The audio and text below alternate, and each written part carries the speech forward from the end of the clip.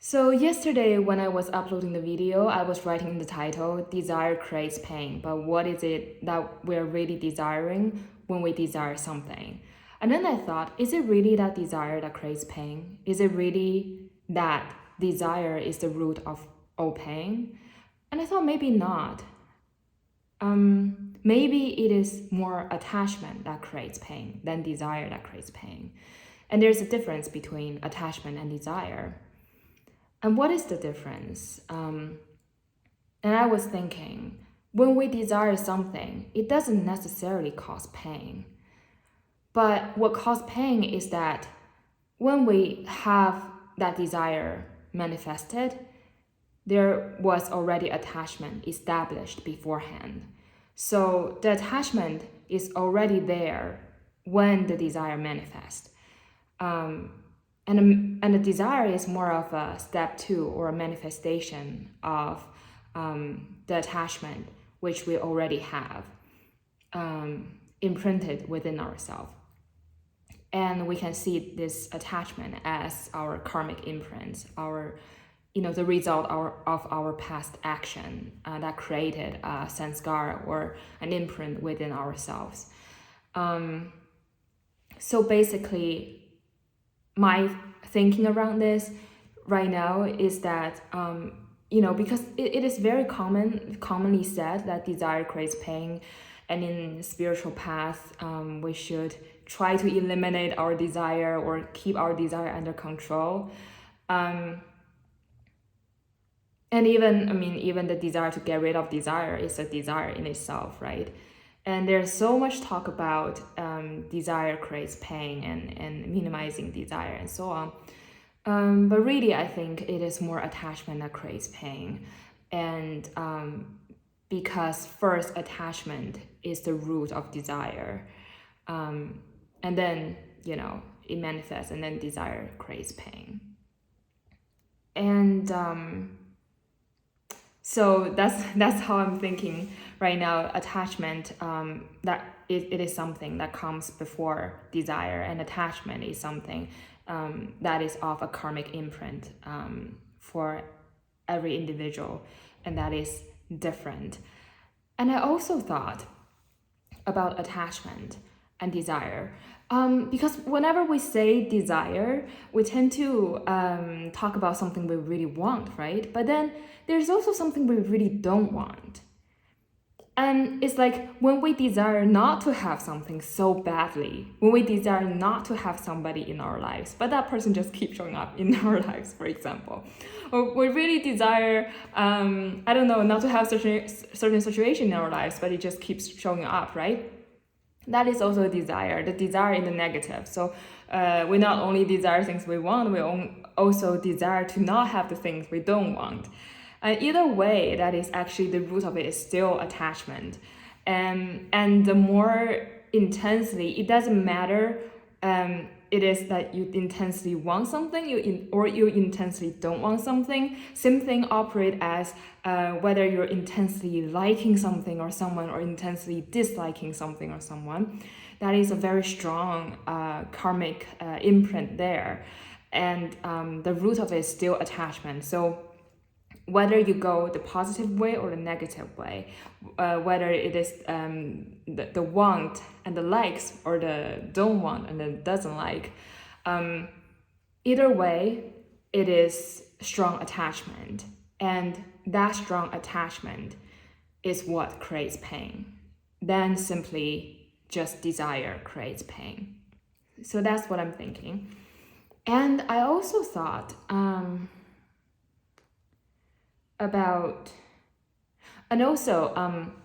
whenever Sadhguru said this before, whenever you have a strong dislike to somebody, and it is the same thing with somebody you strongly like, that person is like more intimate with you than any other person. That person, you're in a way much closer to that person karmically than anybody else. You guys have some strong ties together. So, when you really, really not liking somebody, it means you have a strong soul bond, actually. And what's the other thing I want to say?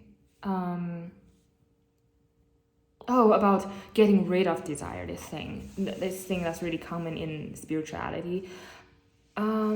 Especially, I don't want to say like Buddhism is a very general terms, and I'm not, I have not studied in depth in any branch of Buddhism, but I have some, you can say some intro level of knowledge. But anyways, it's very being emphasized a lot in Buddhism, and saying this thing about,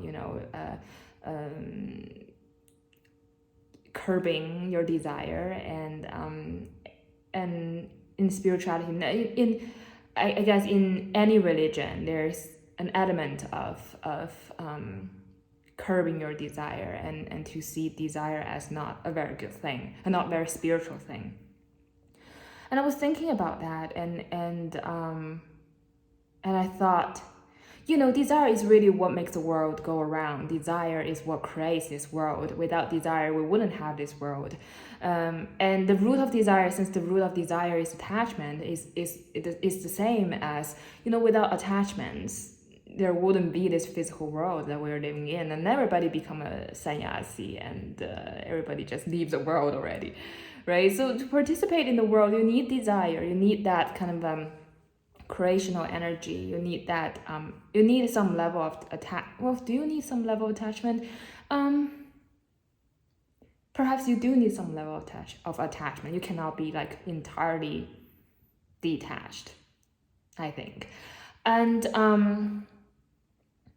I thought about how, this whole spirituality thing, we're emphasizing on the negative of desire, of, controlling your desire. I feel like that doesn't really gets to the root of it as a spiritually transformative thing to do. To explain this, for example, if you're someone who just have a taste for eating meat, or you are very sexual, let's take the first example. For example, like if you're someone it's just very like killing you if you're going vegan or vegetarian, right? I have like for example, I am I'm basically vegan. I'm rarely, occasionally vegetarian, but I'm mainly vegan. But before I turned vegan 3 years ago, I was really a big meat eater. I was really into like porks and beef and chicken, and I was like, everybody knows me as someone who actually enjoys eating meat, and that's how I saw myself. And suddenly I had a shift 2020, and then suddenly I couldn't do it anymore. Like I can feel, and in the beginning stage, in the first few months, it was something like shift in one of my meditation. I had a meditation one day about all of the, and in the meditation I just had this sort of like a vision, or is an image in my meditation, all of the animal that I had eaten, that the fact that I've never felt even gratitude and remorse about all these lives that had given their lives to me, so I can be nourished, so I can survive, so I can live. All these other lives who give up their most precious thing, which was their life, to me, and I consume their body, I consume their most precious thing, which is their life. And I had not, for 20-something years, ever felt, a sense of gratitude even, or even think about the fact that so many lives, they give up their life to nourish my body, and the pain that I caused them. Like I had that one meditation one day, and tears just pouring out of me, like I just couldn't. And I was sort of out of it for like, I don't know, 3-4 days. And I just like, every time I think about it, I would just cry and cry and cry. I just couldn't control myself. And it's that shift, that sort of sudden shift. And then I just couldn't do it anymore. I couldn't eat meat anymore. And I felt so much remorse and gratitude. It's genuine. Like I just feel my heart is just, I can literally feel my heart is just like it's open, and there's like pain. I can feel the pain of all these lives I have consumed without even gratitude, without even thinking about the fact that this is their life that they have given me. Like all of it is so much emotion. It was so intense for me. Afterwards I just couldn't. I just went. I went first vegetarian, and then shortly afterwards I went vegan. It's like that for me, that shift. And at the beginning, a few months when I was going from a big meat eater to a vegetarian, I could still feel in my body the desire to eat meat.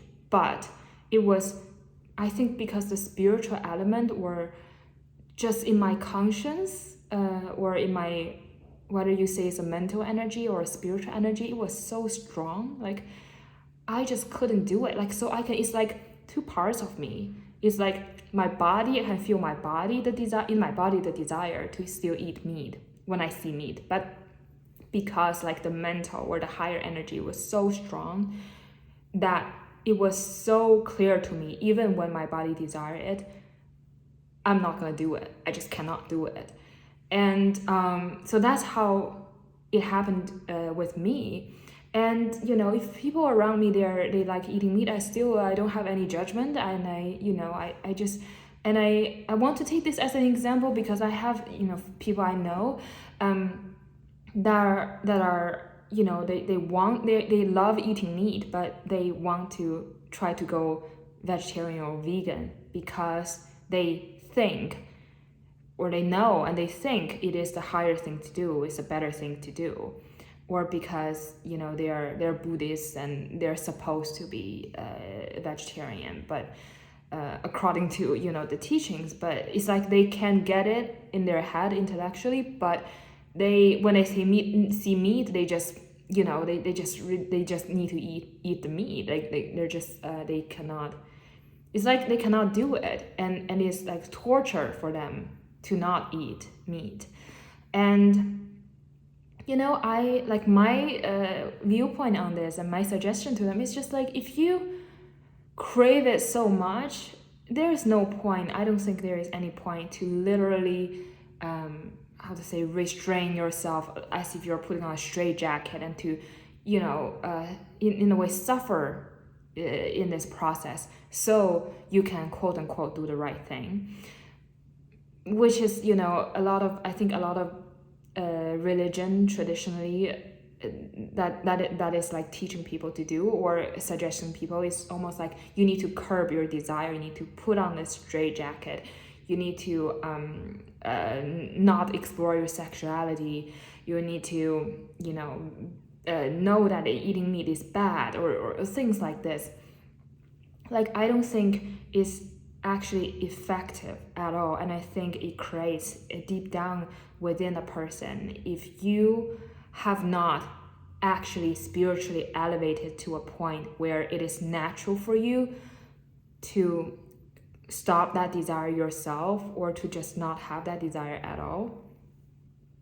I think it's useless in a way if it is forced. I think it just have to take time. If you still have these desires, it's fine. I mean, I think it's just spiritually you need to work on whatever spiritual process you're on.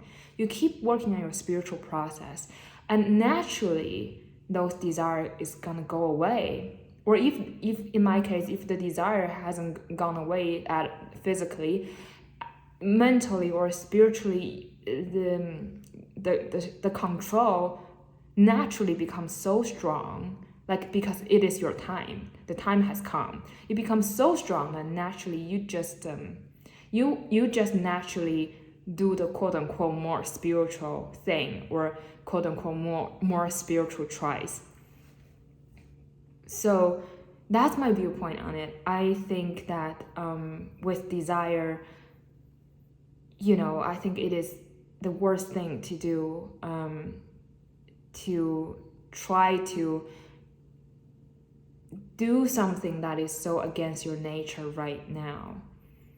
I think we should see that, what is it, my actual reality right now, and to acknowledge that, we're not spiritual masters, and we're not spiritually at a point where we are, we're not at an as ideal of a point as we imagine ourselves to be, and it takes time. And I think in this case, we should continue to work on whatever spiritual process we are on, and keep working on it and keep working on it. And naturally, one day, it's gonna come. The desire to not have that desire will come, or the attachment to it, to that particular imprint, will loosen by itself. It will dissolve by itself, because your time has come. That karmic imprint naturally will dissolve. And to fasten this process, right? That's why we're on the spiritual path. To fasten this process, we do all of the spiritual practices. We go on a spiritual process to fasten this process, to fasten the process of dissolving whatever karmic imprint that we have within ourselves. And so instead of, trying to forcefully get ourselves to an ideal stage, a spiritual stage, which we're not really in, and forcefully to do that, then it becomes a performative act, right? Then it becomes something that's almost like you're just doing it for the image. And that is not authentic. And that is not coming genuinely from within. And this forcefulness will eventually, I think, create more damage to you. And I think it will slow down your spiritual path instead of fasten it. Because you're creating this tension, this rapture, instead of, going what naturally you are, just going at the step and pace of where you are naturally. You're trying to do things externally to manipulate it, to control it, and to do something artificially to fasten the process. But in fact, say if you have a strong desire for a certain food, and you see it happens a lot of people who are not genuinely spiritually there. They're just like forcing themselves to not eat certain things, or force themselves to go into celibacy. They go crazy. Like, it's just like it's harming them. It harms them, and maybe they can try it for a period of time, and then they bounce back like crazy. They just bounce back, and just having this crazy effect where it's like you're hold on for too much, and then you release it, and then you go worse. You just go into the other direction, in a much worse kind of way. So that's why I really disagree with kind of forcing yourself to in a way appear to be more spiritual. Because I think the first step of spirituality, the first step of a genuine spiritual seeker, is that you are honest about where you are at right now. You are honest about your truth right now. And you need to be honest about,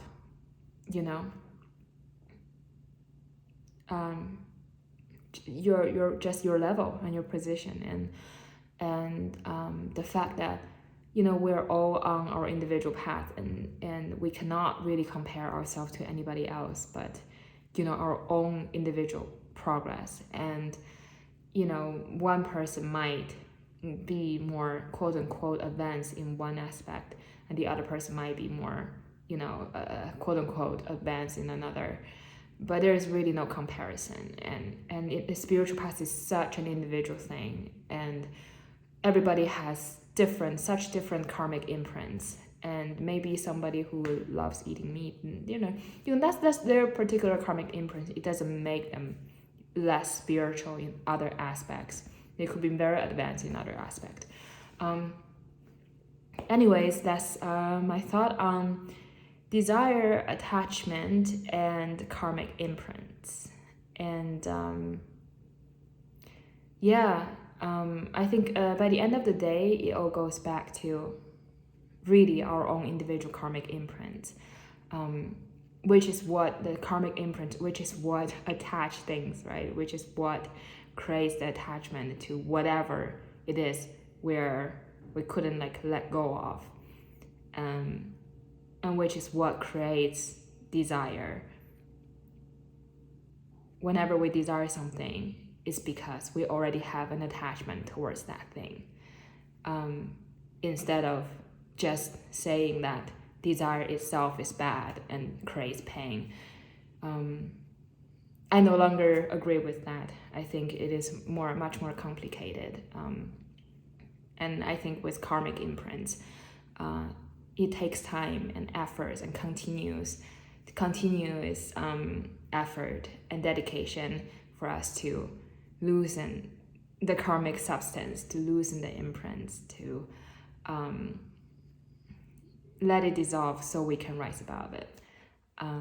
Yeah, so that's it for today.